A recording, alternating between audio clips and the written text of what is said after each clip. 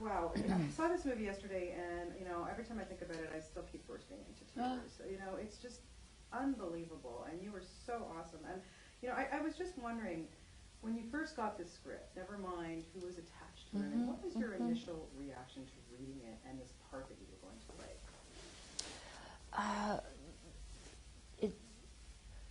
When I first got the script from Allison, it seemed that here was a very full-bodied character in this really wonderful relationship, because it's a relationship of some dissonance, with her husband, and that they were so complexly opposite. The husband is very quiet, and she's very emotive because of what she's going through. So my first reaction was, what an interesting relationship, and how it's not it won't be me pursuing my role and whoever pursuing his role, whomever plays the husband and me. Really, it's going to be a really interesting acting moment, because the two characters have to weave themselves together. And as the films come out, I've thought that ended up being true. That fact that Kevin Bacon plays the man is so gorgeous, because Kevin imbues him with a kind of terseness and a lack of emotion, which is what he's written, but it's a dry performance, like this wonderfully kind of dry performance that allows mine to be more groping and painful as she's going through what she's going through, and they couldn't exist without each other. And that's kind of what I instinctively thought when I looked at the script. You're going to need somebody who can really play with you. The other thing I thought when I first got the script was how common the woman's experience was, and how completely uncommon and shocking the beginning of the story is when the train hits the car. So, and I thought it's going to be an emotional journey. It's going to be a journey that I think a lot of people are going to relate to, because cancer is just rife in our country, and I think mostly more in our country, unfortunately, than in the rest of the world, which may have something to do with lifestyle and food habits, etc. But it's rife, and so and it's been interesting since the film opened how many people come up to me on the street and say, my sister 4 weeks ago, or 2 years ago, my brother, and they left behind a family, and all the kids came into the room the same way to say goodbye. There was such a commonality of experience in the writing that it was exciting to me. But I felt, specifically that who the players would be very important. Right. Now, at this point in your career, Marcia, when I remember seeing you in everything you've done, but specifically Mystic River, I just went, that to me was one of your most brilliant performances. And then I see you in this, and I go, do you at this point still prepare? Like, do you talk to people who had cancer, or is this just coming from you? Honestly, it was I know everything, Bonnie. No work to be done. You just internalized your role so wow, it was scary. It was great. Well, thank you. I do, because if you're going to play someone with cancer, you feel like you owe it to the millions of men and women who have it. I mean, and especially breast cancer, and in her case, it's metastasized to the bone. There's a medical responsibility almost, because you want it to be real. And my character, wasn't the kind who went on marathon jogs. I see those amazing women when you read the magazines, and they've got that short hair, and they're all out there really surviving. She wasn't, and it was odd being a nurse that she didn't create more of a community of, we can do this, we can do this. And I didn't get the feeling, the film opens when she's just received the fact that though cancer's been in remission, it's come back. And I still didn't get the feeling that even before that there were those jogs and, girl power. She seemed to be somewhat isolated in her life, as did her husband.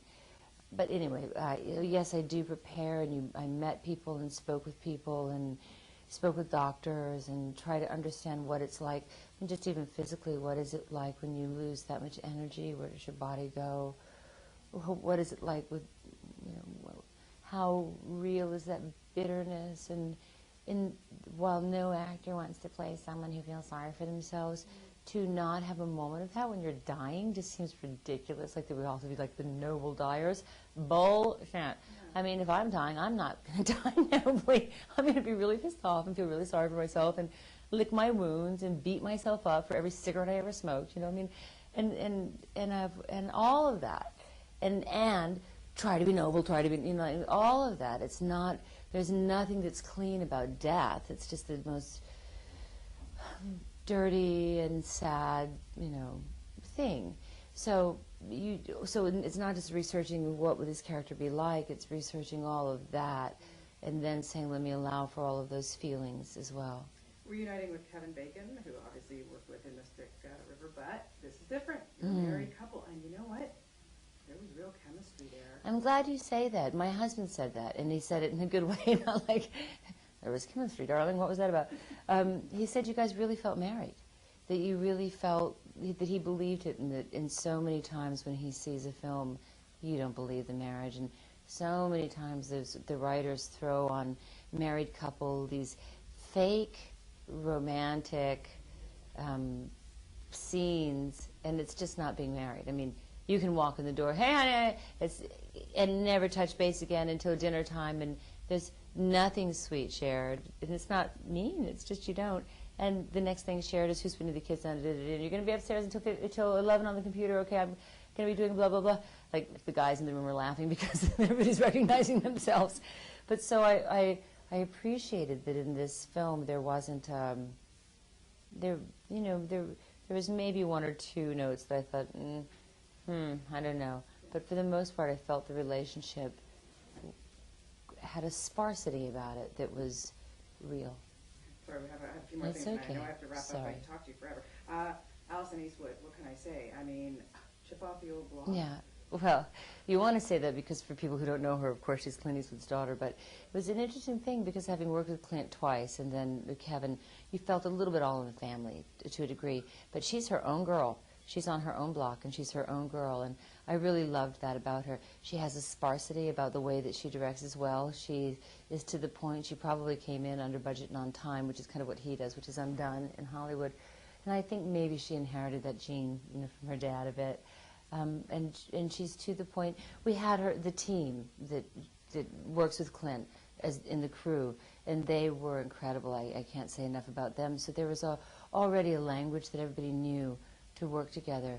And what I really love about Alison, what is her own specific contribution again, is there's a cleanliness of purpose and a cleanliness of direction in the script, so that you don't. I did not feel as I watched it and as I experienced the audience's grief watching it, that they were being sort of jerked to that place. I felt the rawness of the characters and the rawness of the emotion and the rawness of the situation allowed people to have grief.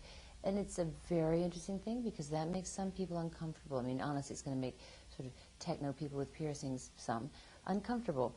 But it's real. It's very, very real. And there are some techno people with piercings that aren't uncomfortable. But it's a real, raw reaction in the audience. And I think, I believe that's partly from what Alison finessed. And lastly, Miles Heiser.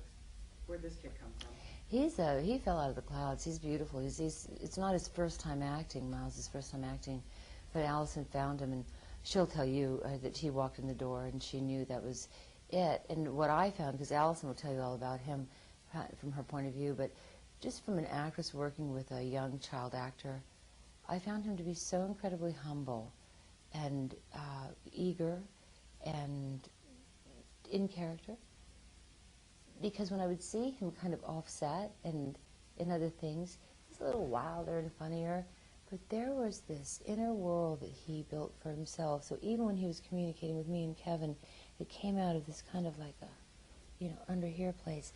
And I thought that was really great for him, that he's already asking himself to internalize, to make it deep. Yeah, fabulous performances all around. And, Thank you. wow, you did a fantastic job. Thank you so much.